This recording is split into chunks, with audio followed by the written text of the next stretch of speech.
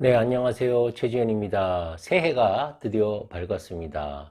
오늘 1월 2일이고요. 이제 내일부터 이제 본격적인 이제 한 해가 이제 시작이 되는데, 물론 이제 입추는 2월 4일입니다만, 실질적으로 이제 새해라고 볼 수 있겠죠.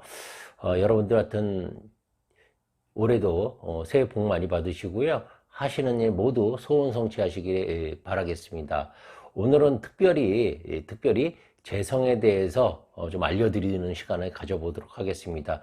여러분들 보통 이 재물에 대해서 관심이 제일 많으시죠? 그래서 여러분들이 알고 계시는 그런 재물이라는 것이 사주에서는 도대체 무엇인지 그것에 대해서 제가 좀 명확하게 좀 설명드리는 시간을 가져보도록 하겠습니다. 그래서 기존에 여러분들이 알고 계시는 그런 재성들과는 좀 다를 수 있다는 거. 그렇지만 제가 지금 말씀드리는 재물은 진짜다. 진짜 사주에서 말하는 재성은 이런 것이라는 거. 그래서 처음 들어보시는 분들도 좀 낯설겠지만 이게 진짜 재물이라는 거 꼭 기억해 주시기 바랍니다. 우선 사주에서 여러분들이 흔히 알고 계시는 그 재성이라는 것이 이제 재물에 해당이 되는데요. 물론 그 말도 틀리지 않습니다. 그렇지만 또 정확하게 말씀드리자고 하면 꼭 재성만 재물이 되는 게 아니고 재성 외에도 뭐 식상도 재물이 될 수 있고 인성도 재물이 될 수 있고 관성도 재물이 될 수 있고 뭐 다양하게 재물의 형태들은 다양하게 나타날 수 있다라는 겁니다. 오행적으로 봐도 똑같습니다. 뭐 목도 재성이 될 수 있고 또 금도 재성이 될 수 있고 또 화도 재성이 될 수 있고 토도 재성이 될 수도 있고 다 뭐든지 변환될 수 있고 모든 것이 다 재물화 될 수 있다는 거.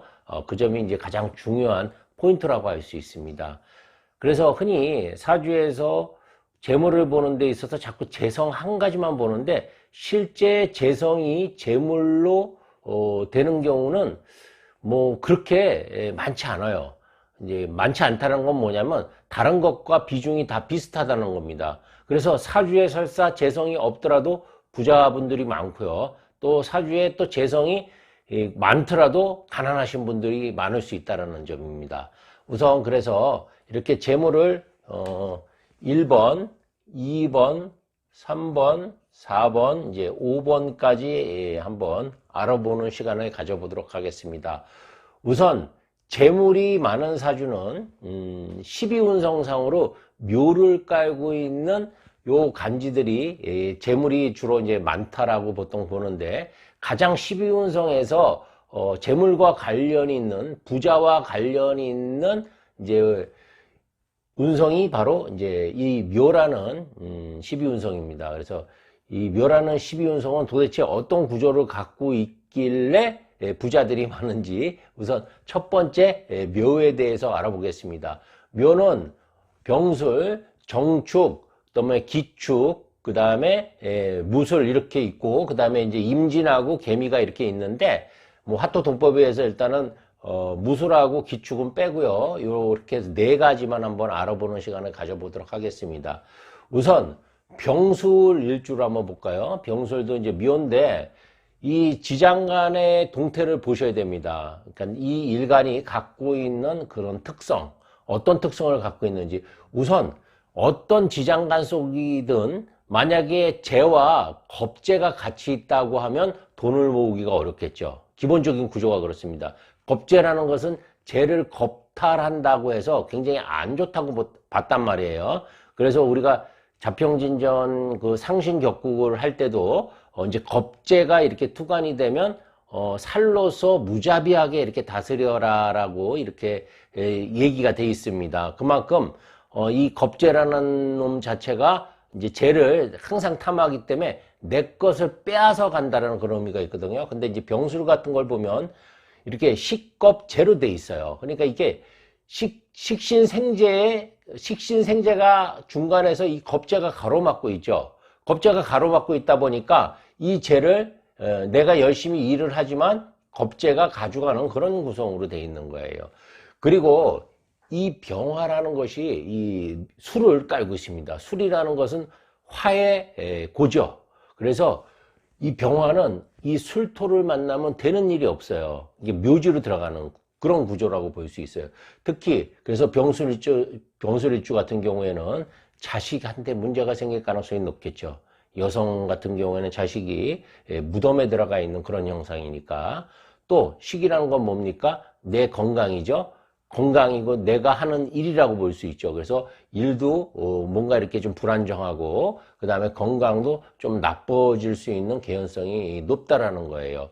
그에 반해서 이제 이렇게 재는 또 이렇게 합이 되죠. 재합이 지장간에서 되기 때문에 물론 여기는 암합을 보지는 않습니다만 그런 기운이 나온다는 그런 의미에서 남자 같은 경우에는 내 아내를, 내 여자친구를 다른 사람한테 뺏길 수 있다는 그런 암시가 있고, 또 여성 같은 경우에는 자식이 좀 고통받을 수 있고, 자식이 아프거나 자식이 잘못되거나 자식이 좀 힘들 수 있는 그런 구조가 있다라는 거예요. 그래서 그러다 보니까 돈을 벌어도 겁지한테 다 뺏겨. 그런데 가장 부자사 중에 대명사가 정축일주죠. 정축은 그러면 왜 돈을 잘 벌 수 있는가? 도대체 병수라고 이 정축은 똑같은 묘지에 있는데 묘에 있는데 하나는 돈을 잘 벌고 왜 하나는 돈을 벌어도 자꾸 뺏기는가? 이 지장간의 구조에서 좀 볼 수가 있겠죠. 이 지장간에서 정축일주 보면 식신생재가 되고 재생간까지 아주 기가 막히게 일렬로 잘 올라가고 있죠. 식신생재라는 것은 내가 열심히 일해서 뭔가 돈을 벌면 또 재생관까지 이어진다는 건 그 열심히 번 돈으로 투자를 하면 그 부의 그 가치가 계속 상승한다는 그런 의미거든요. 그리고 이렇게 재생관, 식재관이 이렇게 잘 돼 있는 사주들은 사회적으로 어딜 가나 성공할 가능성이 굉장히 높고 특히 윗사람들한테 인정받는 경우가 굉장히 많습니다.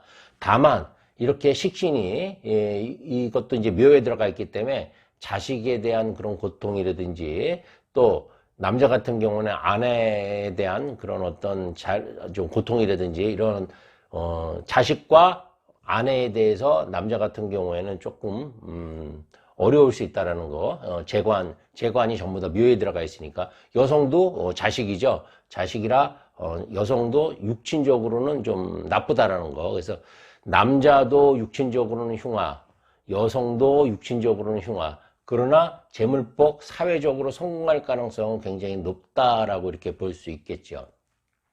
근데 우리가 여기서 시운성으로 이렇게 일주를 볼 때는 주변 환경에 뭐가 있는지에 따라서 다 틀려져요. 그러니까 정축일주가 돈을 잘 벌 수 있는 구조는 되지만 반드시 부자다라고 이렇게 말할 수는 없는 그런 이유가 바로 주변에 또 무엇이 있는지에 따라서 달라질 수 있다라는 거예요. 근데 우선 이 일주만 보고 일단 정하는 겁니다. 사실 이제 더 정확하게 보려면 최소한 월주까지 봐야 되고 월지까지 봐야 되고 그 월지에서 무엇이 투관되는 것까지 봐야지만 좀 정확하게 좀 볼 수 있겠지만 시간 관계상 그렇게 디테일하게는 못 보고 우선 요 구조, 이 지장간의 구조만 보고 일단은 기본적으로 판단을 하시라는 거.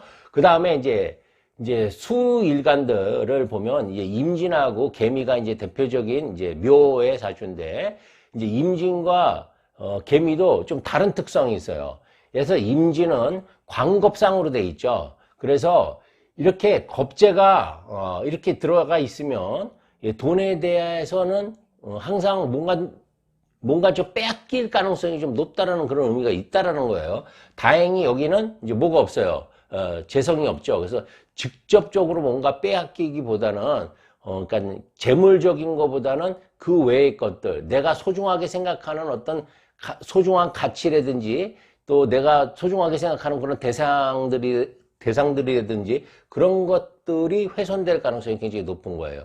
특히 이렇게 상관이 이렇게 있기 때문에 말도 좀 직설적으로 하고 뭔가 이렇게 이 관을 상관 경관 이렇게 돼 있기 때문에 관을 자꾸 치는 그런 모습을 보여주겠죠.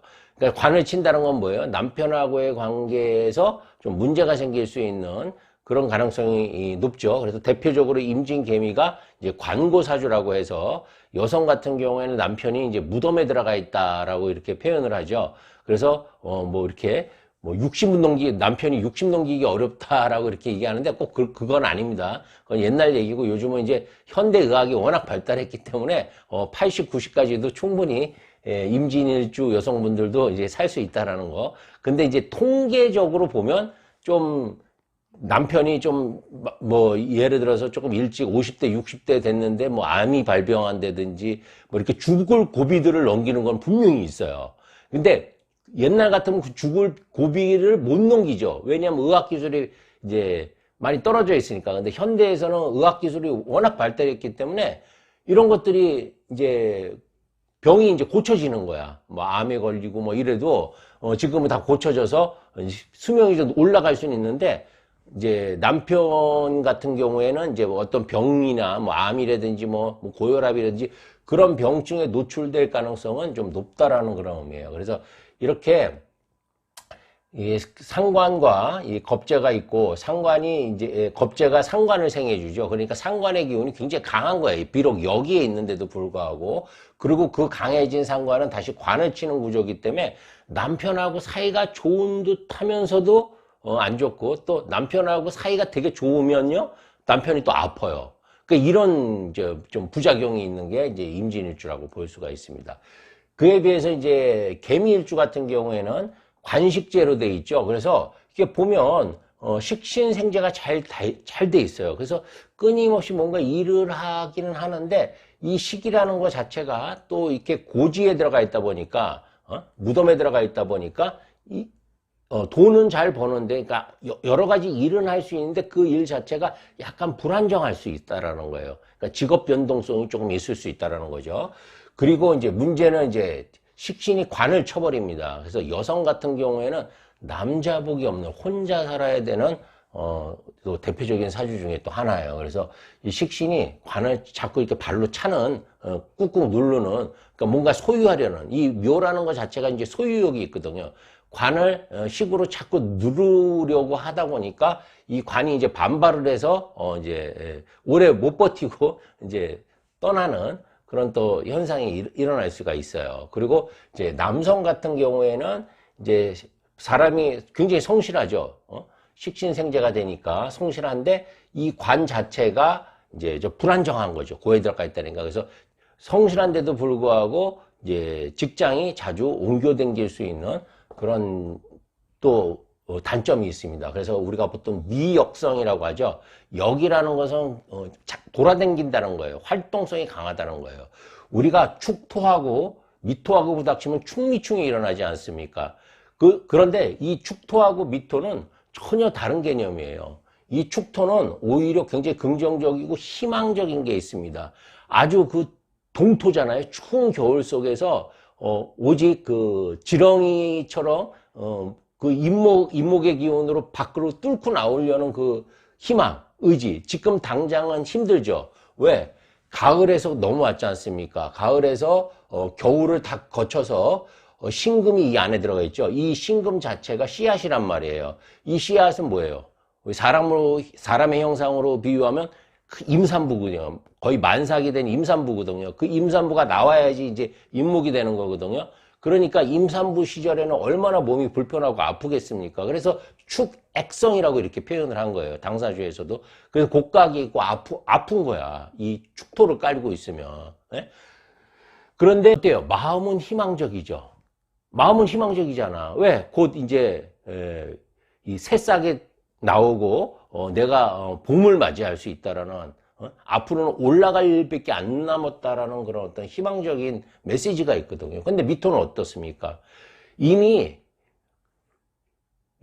봄과 여름을 거쳤어요. 가장 무성하고 화려하게 꽃폈던 시절을 이미 겪었어. 앞으로 이제 돌아갈 것은 뭐예요? 미토죠. 모든 것들이 이제 정리되고 응축되고 그 다음에 이제 뭐 결실을 맺으면 이제 죽는 것밖에 없지 않습니까? 그래서 이 미토 자체는 이미 화려한 시기를 다 거쳤기 때문에 부정적인 거예요. 그래서 부정성이 있어요. 얘는 희망적이고 축토는 희망적이라고 그러면 미토는 약간 부정성이 있어요. 그래서 내 앞에 미래가 불투명하다는 걸 보는 거예요. 왜? 이제 가을하고 겨울밖에 안 남은 것 같으니까.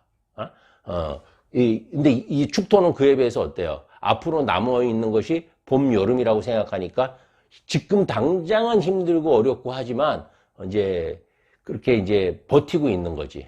예, 그래서 우리가 이 미토 같은 경우에는 만물 개성 유자야라고 해서 모든 맛이 달라지는 그런 식이라고 하거든요. 자기만의 독특한 그런 어떤 맛이 있고 색깔이 있는 거예요. 그래서 미토 같은 경우에는 맛에도 되게 민감한 이유가 바로 그겁니다. 이미 봄과 여름을 생산성을 다 겪은 거야. 겪어서 까다로운 거야, 아주. 예.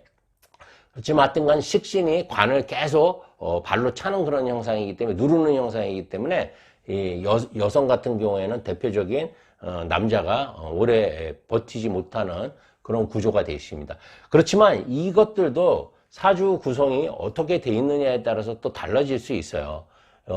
예를 들어서 뭐 미토가 금을 잘 만나서 잘 설기가 돼서 수기유통이 된다고 하면 또 그런 작용들이 상당히 또 완화가 됩니다. 그러니까 뭐 이렇게 광고 사주라고 해서 모든 남자하고 인연이 어렵다, 뭐 힘들다 이렇게 보면 안 되겠죠.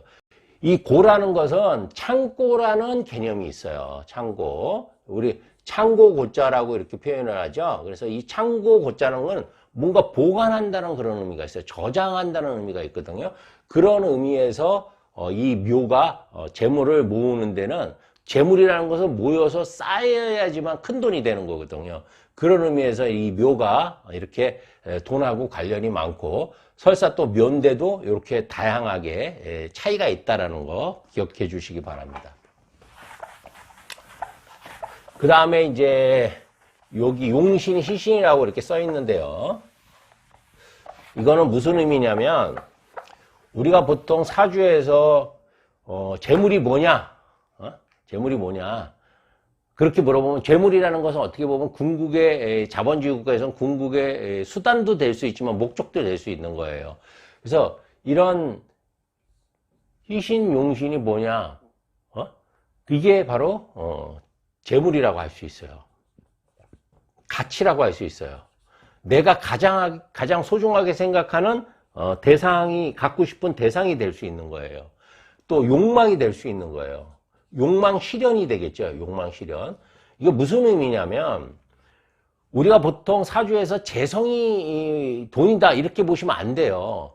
자기 사주에서 용신이나 시신이 바로 이 재물이나 가치나 대상이나 욕망 실현의 도구가 될 수 있는 거예요. 그러니까 내 사주에서 예를 들어서 식신이 용신이다 그러면 그 사람은 식신이 재물이 될 수 있는 거예요. 내 사주에서 인성이 용신이다 하면 그 사람의 재물은 인성이 될 수 있는 거예요. 네? 우리가 돈을 벌 때 이렇게 생각하시면 될 것 같습니다. 아무리 발톱과 이빨이 왕성한 호랑이도요, 물속에서는 힘을 제대로 못 쓰죠. 악어도 물속에서는 힘을 쓰지만 밖에 나오면 힘을 못 쓰잖아요. 상어도 마찬가지죠. 물속에서는 그 날카로운 이빨로 물고기들을 잡아먹지만 밖에 나가면 못 잡아먹잖아. 육지에 나와서는 힘을 못 쓰잖아요. 그렇듯이 다 사람마다 저마다 타고난 재능과 저마다 그 타고난 그 재능으로 인해서 돈을 벌 수 있는 방법들이 다 다른 거예요. 모든 사람이. 다 천편일률적으로 재성으로 돈을 버는 건 아니라는 의미야. 어떤 사람은 인성으로 버는 사람도 있어. 대표적인 게 선생이 아닙니까? 내가 지식을 가지고 문서를 가지고 돈을 벌잖아. 그렇죠? 어떤 사람은 식신, 열심히 일해. 열심히 일하고 열심히 떠들고 열심히 뛰어댕기고 해서 돈을 버는 사람들은 식상으로 돈을 버는 사람도 있는 거고. 그렇죠? 또 재성이라는 거, 재성으로 돈을 버는 사람은 어때요? 내가 갖고 싶은 어떤 그 욕망의 대상들을 정확하게 예측하고 계산하고 갖고 오는 것들이잖아. 대표적인 게 사업이나 장사하는 사람들이죠. 그러니까 재성으로 돈 버는 사람도 있지만 또 식상으로 돈 버는 사람도 있는 거고 또 인성으로 돈 버는 사람도 있는 거예요. 근데 다 다른 거야. 우리가 동물의 왕국 보면 동물들이 살아가는 방식들이 다 다르지 않습니까? 인간도 똑같아요. 인간도 이제 제일 중요한 또 기준을 잡는 게 이제 월지거든요. 내가 언제 태어났는지, 그리고 무엇이 투과되어 있는지에 따라서 다 달라지긴 하지만, 그러니까 단순히 재성을 무조건 돈이다 이렇게 보시면 안 돼. 그러니까 재성이라는 것 자체는 돈으로 작용할 가능성이 거의 없어요. 왜냐면 이 재성 하나만 갖고는 아무것도 알 수 없어요. 어떤 정보도 가질 수 없어요. 이 재성을 도대체 무엇이 어떻게 만들어주느냐에 따라서 달라질 수 있어요.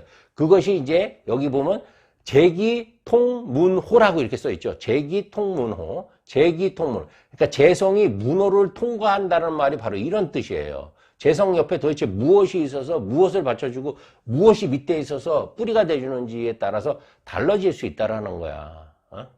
그렇기 때문에 단순히 재성이 용신이 재물이다 이렇게 보시면 안 맞는다라는 거.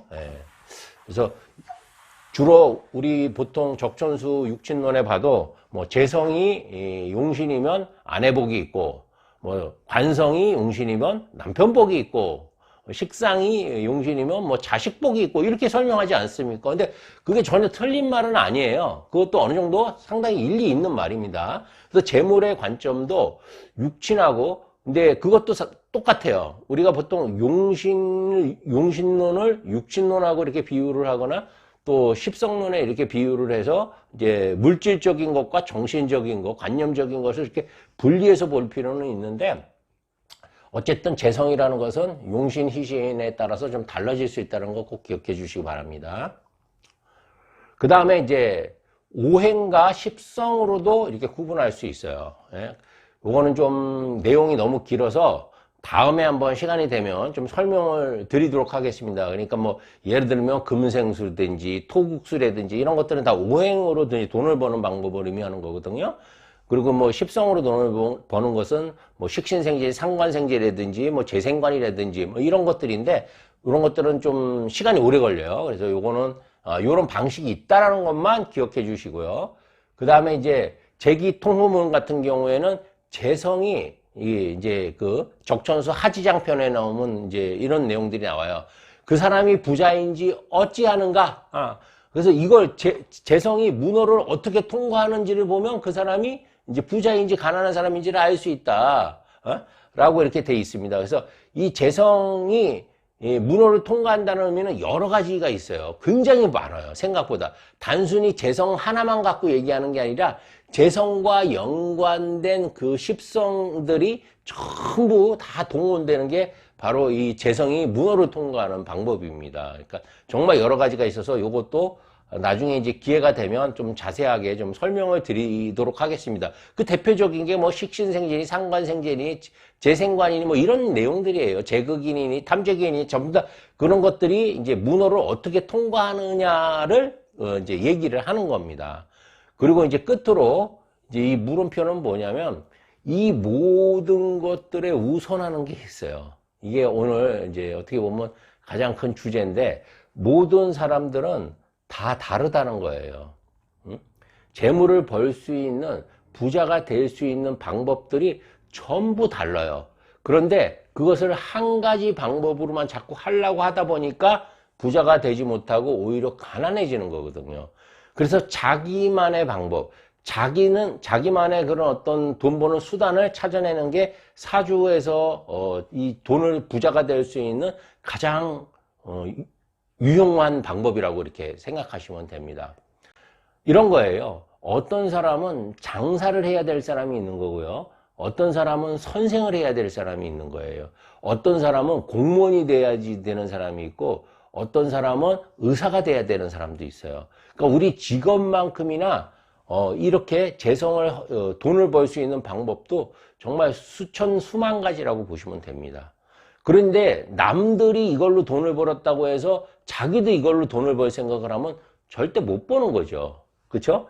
커피숍이 유행이라고 해서 어떤 사람이 커피숍으로 돈을 벌었다고 자기도 커피숍을 차려서 돈을 번다는 것은 말이 안 되죠. 왜? 그 사람하고 나는 틀리니까. 그래서 여러분들이 모두가 꿈꾸는 부자가 되기 위해서는 우선 가장 중요한 건 뭐냐면 자기한테 맞는 도구를 사용해야 된다는 거예요. 자기가 누구인지를 알아야 되는 거고, 자기가 어떤 일을 해야지 가장 적합하고 가장 잘 맞는지를 우선 알아야 된다는 겁니다.